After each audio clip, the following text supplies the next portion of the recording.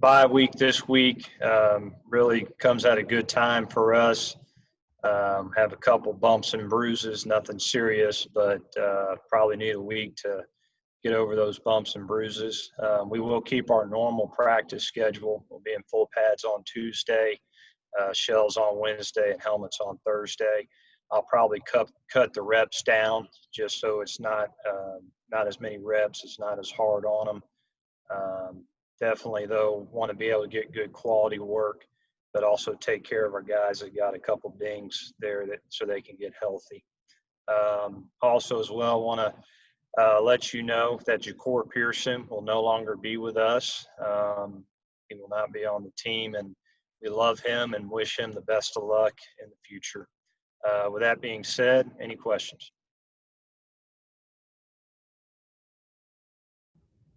Coach Tyler Mansfield, Rivals.com. I guess 2 weeks. 2 weeks down now. 2 games for you. Now it's the bye week. What are some key areas you want to focus in on this week, improvement-wise? Well, some big, from a defensive standpoint, we got to clean up some things, and they had a lot of yards rushing. Some of it was good by them. I think that that they had a big physical football team, and some of it was on us. So we got to clean up some of those things. And then offensively, first down is really important for us as far as getting good positive yardage. We definitely need to focus on not having the negative yards. I think you guys heard me say it 2 weeks in a row that, the negative yards early hurt us on our drives. Third down, I feel like when, of all the third downs that we had, there was two probably third and mediums that, we needed to go move the chains. And when we did move the chains on third down, it gave us momentum to keep the drives going, and we scored. So we got to be able to convert on our third downs, and then also on first down, be able to get positive yardage there.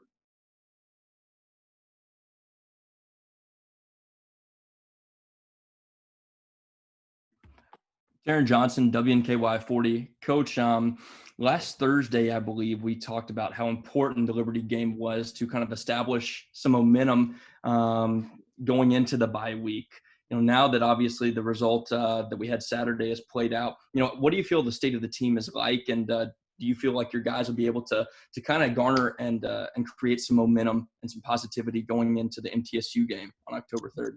Yeah, I don't think our demeanor's changed one bit. I think they're in a great frame of mind. I talked to them yesterday in the team meeting, and I said, guys, I knew going into the first 2 games, they were going to be 2 competitive, tough games, and that it could go either way.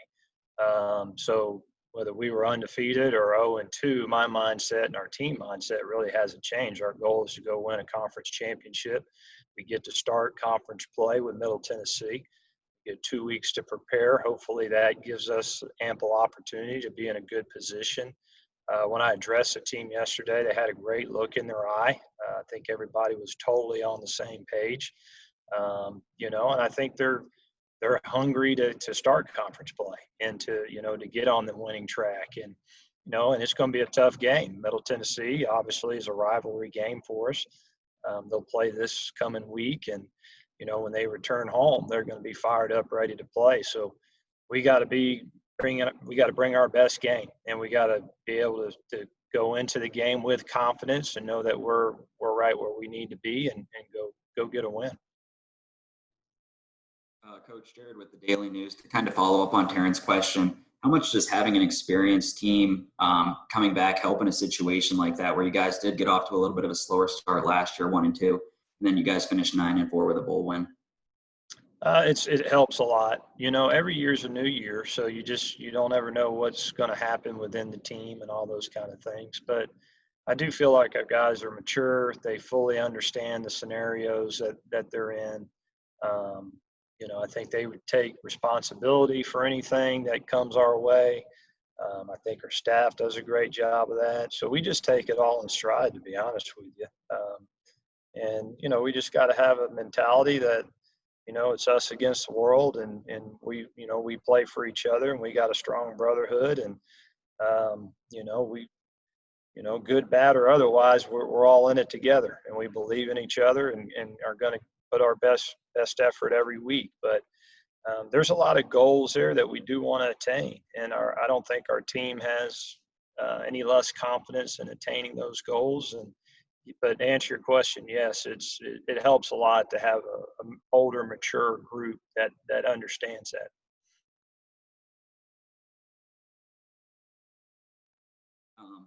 Coach Jared with the Daily News again. I know you said you have kind of an us against the world mentality. You guys have been trying to battle back in these first couple of games, and like I said last year, battling back from a slow start. What's it going to take to get off to a better start in the first half against Middle Tennessee and the rest of the games throughout the year, and how important is that? I think, the biggest thing is we need to feed off each other. I think back to last game, we came out at halftime. Our defense had a big stop. Our offense got the ball back. We had a scoring drive. We go tie the game right off the bat. We were able to feed off each other there, but we weren't able to continue that. Our defense comes up with another fourth down stop, gives the offense the ball back. And we don't do anything with it offensively. So we got to be able to play off of each other, help each other out. And everybody's trying extremely hard. They're giving great effort, all those kind of things. When those opportunities come available, we gotta be able to play off each other as a team. That's what good football teams do. Defense comes up with a big stop. Offensively, we got to go make something happen. Maybe the defense gives up a touchdown, the other team has momentum, we got to answer right back offensively. And that's what good football teams do. And that's kind of the mojo that we got to find as a team. We got to be able to play off each other and feed off each other.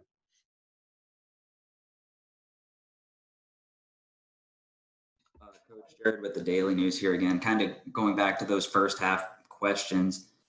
Against Louisville, it was a lot of those third down situations. Louisville was 7 for 10. It's not as obvious. Just looking at the stat sheet on third down, just 2 of 7, I believe Liberty was on third down, but they're still getting big yardage to set up manageable fourth downs and convert those. 3 of 3 on fourth downs. I think you guys gave up 6.7 yards average on third down in the first half. I guess in those late down situations, what's it going to take to just be better and get off the field? Well, I think, one, we played 2 quarterbacks that were extremely athletic. And so when you add that into the factor of that they can run and scramble, and both of them are quality throwers, hopefully, we're going to face some other really good quarterbacks as well. But I do think we face 2 really good quarterbacks. So hopefully that we'll get a little bit of the benefit of maybe the quarterback's not as mobile. Maybe he's not as good of a thrower. But any case, we have to be able to, no matter what the situation, like you say, get off the field. And in 2 games in a row, we've had third and long scenarios defensively, and they've been able to convert for explosive plays. And so we can stop that. That's going to put us in a big situation. And then in reversal offensively, I think back to all our third downs, we had a lot of 3rd and 10 plus, and more than that, 3rd and 16, 3rd and 14, 3rd and 17, so, we got to get back to, if it's going to be third down offensively, it's 3rd and 3, it's 3rd and 5, those manageable downs. Felt like Coach Ellis had a really good third down plan when he had an opportunity to be 3rd and manageable. It's really hard when it's 3rd and extra long to try to convert, but, we get both sides of the ball. We got to be able to get off the field on third down and be able to keep the chains moving on third down offensively. To kind of follow up with that, you mentioned their kind of dual threat quarterbacks. You get one in your next game with Asher O'Hara. How much of a concern is that, and what's it going to take to slow him down and try to beat him again this year? Well, I tell you, he's a really tough player. I mean, he gives you everything he has. He's very scrappy.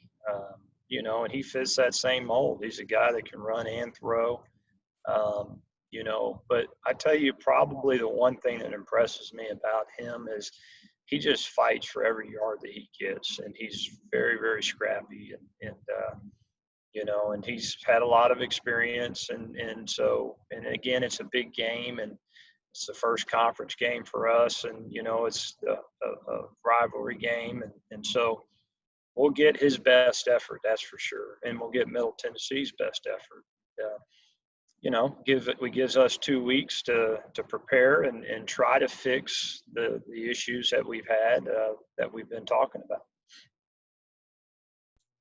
Coach Hunter Smith with WKU. One of the things, or one of the issues, has kind of been the lack of a consistent run game. What do you guys need to really correct to make sure that you're able to develop, get that going forward? Well, we've had the negative runs. I felt like last week we ran the ball lateral a couple times that, and we gave up yardage. Lose 4 or 5 yards. And so when we did run a little more vertical, we got positive yardage. I think that goes back to my original statement. If you're saying, hey, we're going to run the ball on first or second down, the change, you need to be getting positive yardage. Even if it's just a 1 or 2 yard run, that's okay. But you gotta be getting positive yardage. And I thought we took too many negative yards on first down, put us behind the chains. That's on me. That's not on Coach Ellis. I thought his overall game plan was excellent. And, we didn't execute those plays for whatever reason. And then, we had negative yardage. And so as a coach, you got to go back and say, okay, what gives your team the best chance? And so that's what bye weeks and off weeks are all about. And so we'll try to give ourselves the best opportunity. If we can stay in front of the chains, I think we'll be okay. I'll be honest with you. I do think, the quarterback has done a nice job running the football. We've called a couple quarterback runs, and he's run hard with it. He's done a good job with it, and that's a good luxury to have, because that's kind of a default that you can call a quarterback run and get an extra number in there. And maybe when you're not running it as well as you'd like to, he takes on a little bit of that load for you, and he's done a really nice job of that. Taron Johnson, WKY 40 again. Coach, you guys give up over 350 yards on the ground. 170 of those come from the quarterback, but that leaves nearly 200 from their running backs alone. Now, from the sideline shooting the game, they were moving really quick on offense. Was that something that you guys were expecting going in, or do you think it kind of took the defense in the front seven by surprise? No, they didn't do anything that surprised us at all. I think they executed it very well. We knew that they were going to be a tempo team coming in. We knew they were going to be an RPO team coming in. We knew they were going to be a quarterback zone read team coming in. They just executed their base offense very, very well, and they created movement on the line of scrimmage. We got moved. We just point blank got moved. Our interior front got pushed back.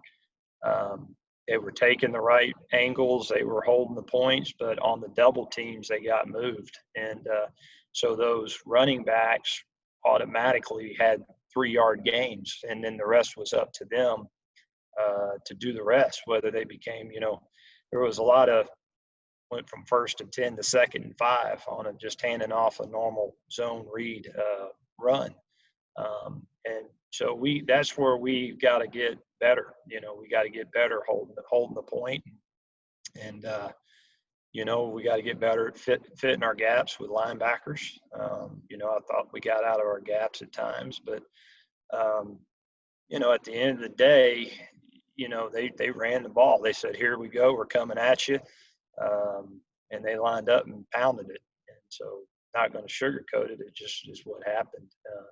So it's our job to go back and try to correct those things and fix those things. But even with the game, you lose 30-24. I felt like walking off the field. I said, gosh dang, we just stop them there on the last drive. Because we had all 3 timeouts. We're going to get the ball back to try to go win the game. And it's really what you try to preach to your team, because you don't feel like as a coach or maybe as a team you've played good at all, but you're still in the last 5 minutes, you're still in the game. And so that's what we got to do as a team. We talk about all the time, get to the last 5 minutes, and then last 5 minutes win the game. And so we still had an opportunity with all the issues we had, all the things we've been talking about for the last couple of minutes. Still had that opportunity, but we didn't get it done. So we'll have those opportunities again, and hopefully in conference play we'll get it done.